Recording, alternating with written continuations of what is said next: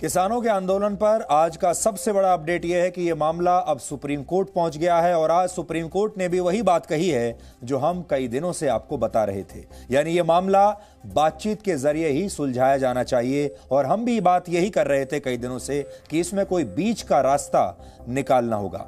आज supreme court में ऐसी कई याचिकाओं पर सुनवाई शुरू हुई जिनमें कहा गया था कि कोरोना वायरस के समय इतनी बड़ी संख्या में आंदोलन करने वालों को एक जगह पर इकट्ठा होने की इजाजत नहीं दी जा सकती, क्योंकि वहां सोशल डिस्टेंसिंग नहीं है, वहां मास्क नहीं है और यह बहुत खतरनाक स्थिति हो सकती है ऐसे में। और उन याचिकाओं में यह भी कहा गया कि सड़कों को ब्लॉक करके, हाईवेज को जैम करके लाखों लोगों को परेशानी में नहीं डाला जा सकता, इसलिए इन तमाम सड़कों को तुरंत खाली करवाया जाना चाहिए।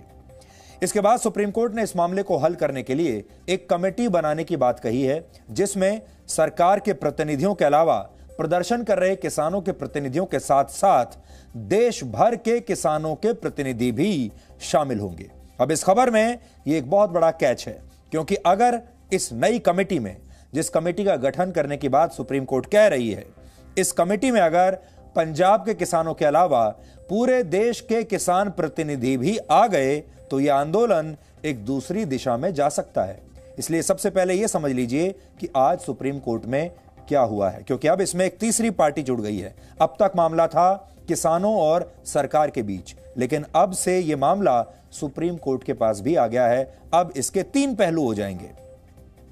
सुप्रीम कोर्ट ने आज कहा कि दिल्ली के आसपास चल रहा यह आंदोलन जल्द ही एक राष्ट्रीय मुद्दे में भी बदल सकता है।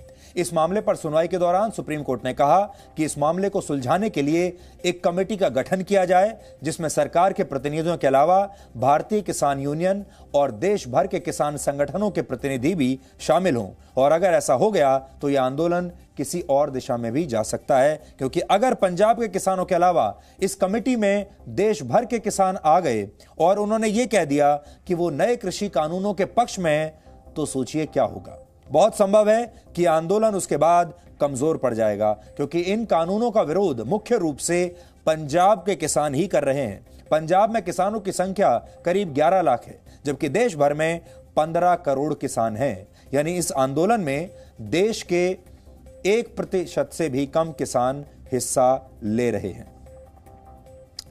इसके अलावा सुप्रीम कोर्ट ने कहा कि हमें किसानों के उन नेताओं के नाम भी बताएं जो अदालत में आ सकते हैं, क्योंकि बिना किसानों की बात सुने कोर्ट कोई फैसला कैसे सुना सकता है। कल जो किसान नेता सुप्रीम कोर्ट में किसानों का पक्ष रखेंगे, उनमें 8 नाम शामिल हैं और ये सभी नाम इस समय आपकी स्क्रीन पर हैं। ये सारे वो नेता हैं जो सुप्रीम कोर्ट के सामने अपना पक्ष रखेंगे।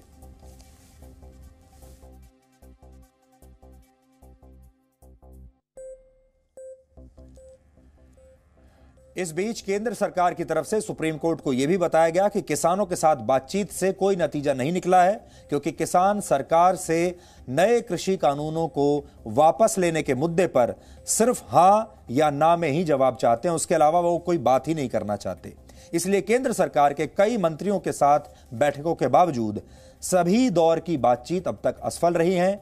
और सुप्रीम कोर्ट में सरकार का पक्ष रख रहे सॉलिसिटर जनरल तुषार मेहता ने यह भी कहा कि किसानों के अलावा कुछ और लोग भी इस आंदोलन में दिलचस्पी लेने लगे हैं। आपको याद होगा, प्रधानमंत्री नरेंद्र मोदी ने भी कल विपक्ष पर हमला किया था और उन्होंने भी इसी तरफ इशारा किया था कि कुछ लोग किसानों को बहका रहे हैं और कुछ लोग किसानों के कंधे पर बंदूक रखकर गोली चला रहे हैं। और सरकार लगातार ये बात कहती चली आ रही है। हालांकि सरकार ने यह भरोसा दिलाया है कि वो कुछ भी ऐसा नहीं करेगी जो किसानों के हित में ना हो। इसके बाद सुप्रीम कोर्ट ने केंद्र सरकार के अलावा दिल्ली, हरियाणा और पंजाब की सरकारों को नोटिस जारी करके कल तक उनसे जवाब मांगा है।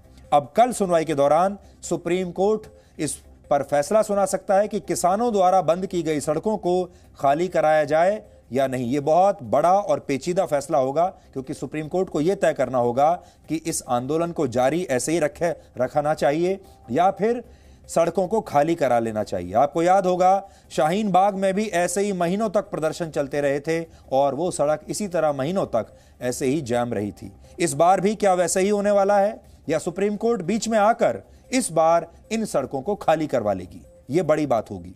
इस सुनवाई के बाद सरकार की तरफ से कहा गया कि सुप्रीम कोर्ट का जो भी फैसला होगा वो सरकार को मंजूर होगा, लेकिन किसानों ने यह साफ किया है कि वो इस कमेटी में अपने किसी भी प्रतिनिधि को नहीं भेजेंगे। आगे बढ़ने से पहले आपको दोनों पक्षों की बात सुननी चाहिए। अब ये स्टेलमेट था कि मुझे खुशी है कि माननीय सुप्रीम कोर्ट ने इस पर एक टिप्पणी की है और वो सभी को मान्य होगी। उन्होंने कहा है कि कमेटी बनाई जाए जैसे सभी स्टेक होल्डर उसमें हो, सेंट्रल गवर्नमेंट के नुमाइंदे भी हो, किसान यूनियंस के भी हो और स्टेक होल्डर्स भी स्टेट्स के भी हो। तो कल जो सुप्रीम कोर्ट फैसला करेगी वो सभी को मान्य होगा और उस पर ये इस मसले का हल भी निकलेगा। सुप्रीम कोर्ट का फैसला भी आ जाता है, इसको हटाना चाहिए। तो फैसला तो मोदी सरकार को लागू करना पड़ेगा।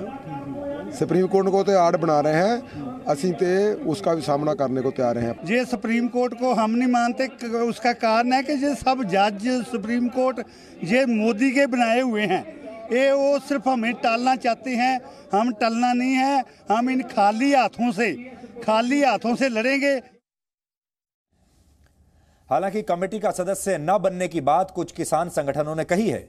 बाकी के किसान संगठनों का क्या रुख होगा यह देखने के लिए थोड़ा सा इंतजार करना होगा। लेकिन अगर नई कमेटी में देश भर के सभी किसानों के प्रतिनिधि शामिल हो गए तो फिर इस आंदोलन का रुख बदल भी सकता है, क्योंकि हाल ही में देश भर के बहुत सारे किसान संगठन ऐसे आए हैं सामने जिन्होंने नए कानूनों के पक्ष में अपना समर्थन दिया है। भारत में 50 से भी ज्यादा बड़े किसान संगठन हैं, लेकिन दिल्ली के आसपास चल रहे इस आंदोलन में करीब 30 संगठन ही शामिल हैं। बाकी जो राज्यों के संगठन हैं वो अभी तक इस संगठन में शामिल नहीं है।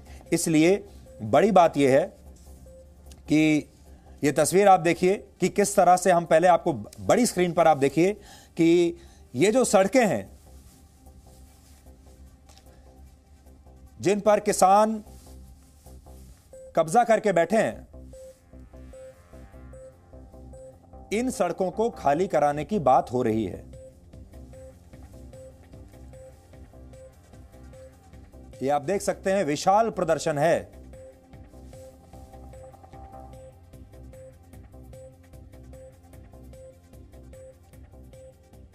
और सुप्रीम कोर्ट को इसी का फैसला करना है कि ये सारी जो सड़कें हैं अब इन्हें खाली कराया जाए या नहीं।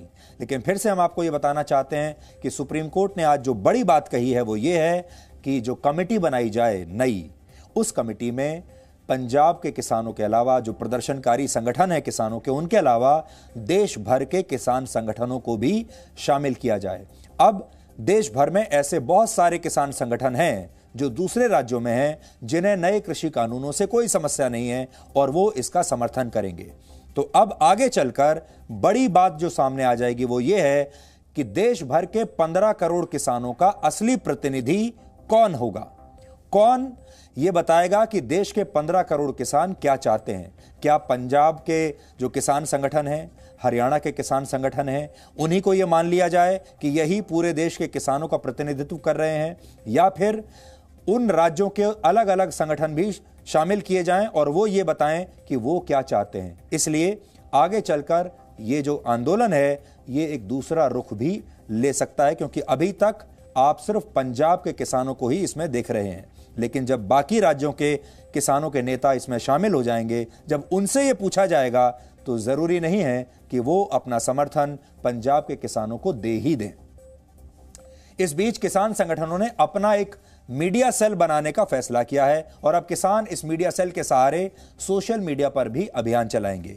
ये बात हम कई दिनों से कह रहे थे कि किसानों को सड़कों से हटकर सोशल मीडिया पर अपना अभियान चलाना चाहिए, क्योंकि आंदोलन का यही तरीका अब सबसे बेहतर है। ये जो नया युग है, अब हम 2020 में हैं, ये युग वो जमाना नहीं रहा इसमें कि जब आप सड़कों को रोक देंगे, रेल रोक देंगे, बसों को रोक देंगे, हर चीज नष्ट करेंगे, हर चीज बर्बाद करेंगे, आगजनी करेंगे, तभी प्रदर्शन माना जाएगा। अब प्रदर्शन का रुख बदलना चाहिए और अब सकारात्मक प्रदर्शन होना चाहिए। ऐसा विरोध होना चाहिए जिससे किसी को कोई परेशानी ना हो। इसलिए हम किसानों के इस कदम का स्वागत करते हैं कि उन्होंने अपना एक मीडिया सेल बनाया, क्योंकि किसान भी लगातार, उन्हें कई चैनलों से ये समस्या हो रही थी कि उनकी सारी बातें सामने नहीं आ रही हैं। अब किसान अपने मीडिया सेल के जरिए देश को संबोधित कर सकते हैं।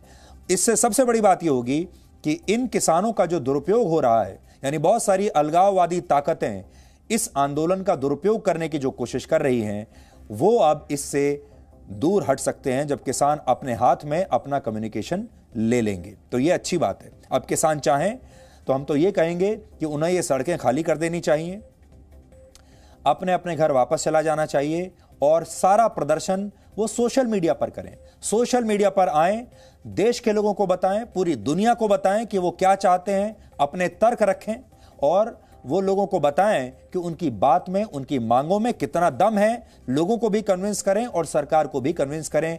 लेकिन इस सब को करने के लिए उन्हें इतनी सर्दी में अब परेशान होने की जरूरत नहीं है। ना खुद परेशान हो, ना देश के बाकी लोगों को परेशान करें।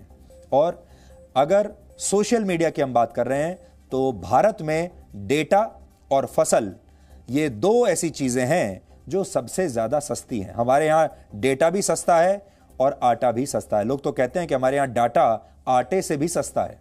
किसानों की फसलों को 2 रुपए प्रति किलो तक भी दाम नहीं मिल पाते कई बार, लेकिन देश में अब इंटरनेट का जो डेटा है वो उससे भी सस्ता है। इसलिए इस सस्ते डेटा का फायदा किसान नेताओं को उठाना चाहिए। परेशान होने की जरूरत नहीं। वापस घर जाइए और अपने अपने मोबाइल फोन और अपने अपने जो संचार के माध्यम हैं उन्हें उठाइए। आपको याद होगा कुछ समय पहले मी टू कैंपेन आया था और वह हाल के दिनों में दुनिया का सबसे बड़ा कैंपेन बन गया था।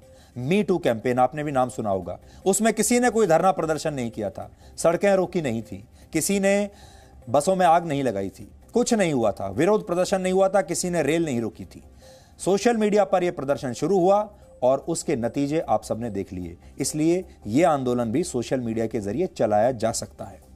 जनतंत्र में आजादी के नाम पर लोग कई बार बहुत जिद्दी हो जाते हैं, इस आजादी का दुरुपयोग करने लगते हैं और सिर्फ हां या ना में ही जवाब सुनना चाहते हैं, लेकिन बीच के रास्ते में उनकी दिलचस्पी नहीं होती। लेकिन जो असली समस्या का जो असली समाधान होता है वो कई बार हां या ना के बीच में छुपा होता है, यानी बीच के रास्ते में छुपा होता है। और हम सरकार से भी यही कहेंगे, किसानों से भी यही कहेंगे कि हां और ना के बीच में जो फॉर्मूला छिपा हुआ है उसे खोजने की कोशिश करें। बातचीत के जरिए इस मामले का हल निकालें।